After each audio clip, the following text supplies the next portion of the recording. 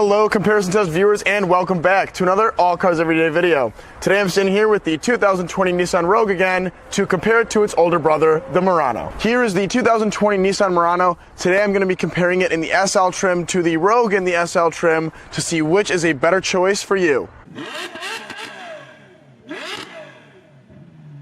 This is not a traditional comparison where I declare a winner. Instead, it's more of an informational video to help you decide which of these two SUVs is more right for you personally, because technically they fit into different segments and have different features. That said, let's get into the value of each car.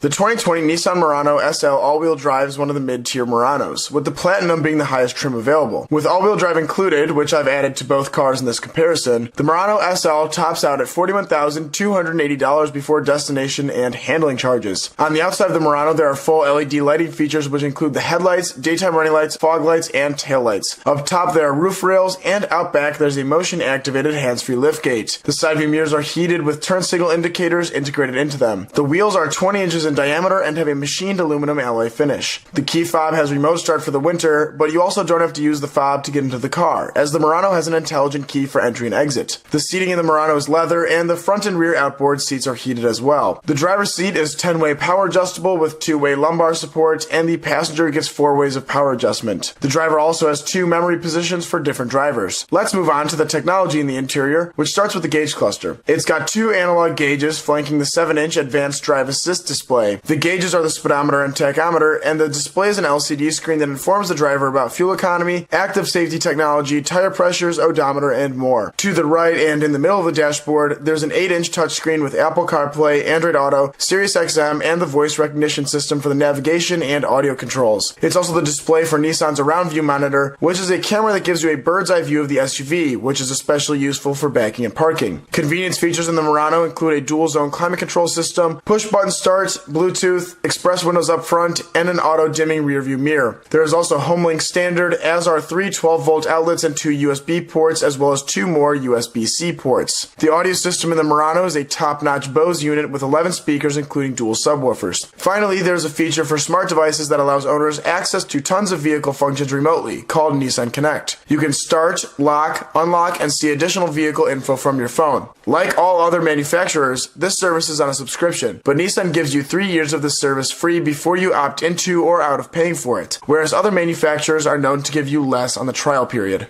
The 2020 Nissan Rogue SL all-wheel drive is the top trim Rogue, which hits the scales at $33,040. It has slightly smaller 19-inch wheels, halogen headlights, fog lights, and LED DRLs as well as taillights. It's also got heated mirrors and remote start in addition to its smart key system. The hands-free feature on the tailgate and roof rails made it into the Rogue as they did in the Murano. Essentially, the only difference between the two in terms of exterior features are the wheels and headlights. The inside is full leather, and the driver's seat is 8-way power adjustable with 2 ways of lumbar support. The passenger gets 4 ways powered, and both front seats are heated, as is the steering wheel. The memory function on the Rogue includes the exterior mirrors in addition to the driver's seat position, as it does on the previous vehicle. There's dual-zone automatic climate control in the SUV, but only the driver's seat gets 1-touch power windows. In the center console, there's a 7-inch screen housing Nissan's infotainment system with Apple CarPlay, Android Auto, Sirius XM, the Around View monitor, and a navigation system with voice recognition. Start the Nissan with the push of a button, and you'll be greeted by the same advanced drive assist display in the gauge cluster. Up top, there's an auto-dimming rearview mirror. The Bose audio system makes it into this trim, but it's curtailed for Rogue use with 9 speakers and 2 subs. Also, there is HomeLink, 2 USB ports, and 3 12 volts in the cabin. The Nissan has a smart device app like the Murano, but the rear seat folds 40-20-40, which is different than the 60-40 split folding rear seat of the Murano. In the cargo hold, you'll find Nissan's divide and hide cargo system, which adds some space below the load line and adds a hard tonneau cover for more levels of storage. In this category, the Rogue offers a better value for the money. The smaller SUV only has an inch smaller wheels and touchscreen, as well as a couple other miscellaneous features like exterior lighting. But for $33,000 versus $41,000, both cars get leather, navigation, Nissan Connect, heated mirrors, and Apple CarPlay and Android Auto. Sure, you can get a cheaper Murano with all-wheel drive for less money, but you're also going to start sacrificing some features that could get you a loaded Rogue for a lot less money. In the Murano, you're only paying for the size and engine, honestly. Advantage here goes to the Rogue for sure.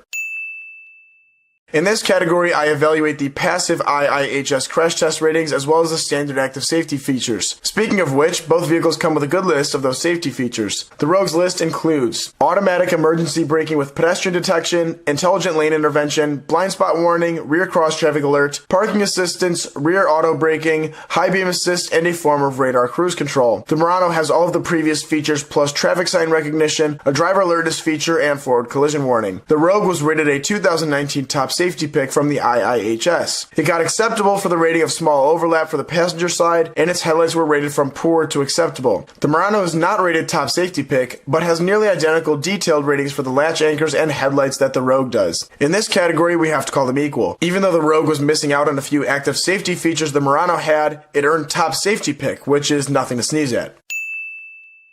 The Murano has an old 3.5-liter V6 engine with 260 horsepower and 240 pound-feet of torque, which are somewhat measly numbers for the segment. The whole powertrain is up for an overhaul in the coming years. The slush box is a continuously variable transmission, or CVT, which Nissan is a huge fan of. It makes the engine drone a little bit in Nissan models, as it doesn't have real gears and instead uses infinitely swappable ratios to keep the V6 in its power band while getting the best fuel economy. It's adequately faster than the Rogue, but is still lacking in the segment a tad at 7.3 seconds to 60 miles per hour. The Rogue has a 2.5-liter four-cylinder engine and a similar CVT transmission and all-wheel drive system. This is good for a 0 to 60 run of 8.9 seconds. Actually, the all-wheel drive adds more weight than speed, as the front-wheel drive version is a couple tenths quicker. It's a little slow for its own segment too. If you've seen the video of the Rogue, CR-V, and RAV4, you know that it was at the back of the pack. Credit that to the four cylinders' power ratings of only 170 horsepower and 175 pound-feet of twist. In this category, it's hard to say that the Murano's more powerful V6 is better than the Rogue's inline 4, and neither are particularly good engines, but the Murano's going to secure the advantage anyway. If you're looking for more power, the Murano is your only option, because the Rogue doesn't come with a more powerful engine. The Murano gets 20 miles per gallon in the city and 28 on the highway, for a combined 23 miles per gallon. It's nothing special either, though the car uses a fuel-saver transmission. Again, an update should cure that. The Rogue's 4-pot is a tad more frugal at 25 in the city and 32 on the highway, for a combined 27 mpg. Again, not class-leading. Both vehicles gain back a couple points in the mpg category when you opt for front-wheel drive, if that's a trade-off you're willing to make. Regardless, advantage goes to the Rogue. I get this statistic from Consumer Reports, which extensively tests each car in order to give it a rating on a scale from much worse than average to much better than average. Both vehicles are rated better than average reliability from the organization. In this category, they're equal. This category is where I wrap up the loose ends in the comparison and compare the sizes of the interiors in terms of cargo capacity and people capacity. The Murano has 108.1 cubic feet of space for passengers, with 39.9 inches of headroom in the front of the car and 39.8 out back. Compare that to the Rogue's 105.8 cubic feet for passengers and 41.6 inches for heads in the front, as well as 38.5 in the rear. Pretty darn similar in terms of headroom. Wildly, it's also got the same story when it comes to legroom. Let's check that out. The Murano has 40.5 inches for legs in the front and 38.7 in the rear, compared to the Rogue's 43 in front and 37.9 in the rear. The Murano is supposed to be bigger, yet the Rogue best sit in front cabin space for the most part while only sacrificing an inch of legroom in the rear. Maybe that's due to how big the cargo hold is though, so let's dive into that next. The Murano can store 32.1 cubic feet of cargo behind the rear seats, with a maximum of 67 cubes behind the front seats. Amazingly, the Rogue has 39.3 out back and 70 even with the seats down, so it's bigger for cargo and nearly as big in passenger space. Seems like a cut and dry win for the Rogue in this. Quickly though, let's check out the tow ratings. The Murano can haul 1,500 pounds in total, and the Rogue 1,102. Though you sacrifice 400 pounds in towing, neither of these two will be used for consistent towing in their lives. In trying to make the Rogue the roomiest, do-everything vehicle in its class, Nissan not only stepped on the toes of its bread and butter Murano, it just clobbered it in the head. Advantage by a million goes to the Rogue here. This is the final objective part of this comparison, because I'm about to go evaluate the styling of each SUV, which is purely subjective.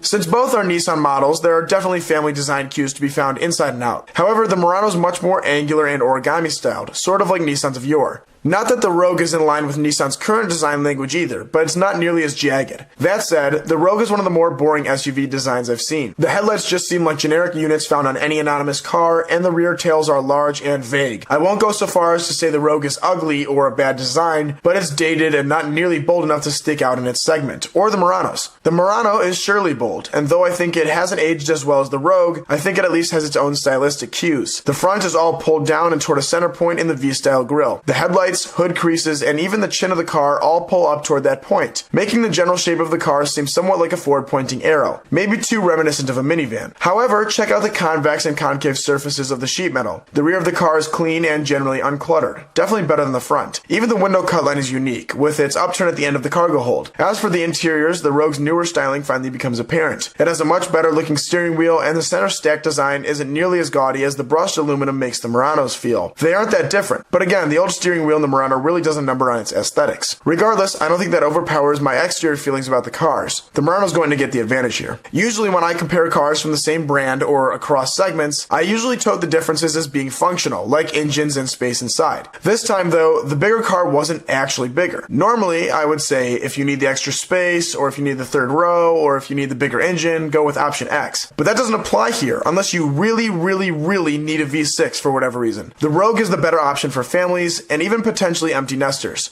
Unless you're looking for steep discounts on the elderly Murano, I think the Rogue is probably a better choice from nearly every standpoint in this comparison. Thank you for watching. If you enjoyed this comparison, feel free to leave a like. Otherwise, have a good day.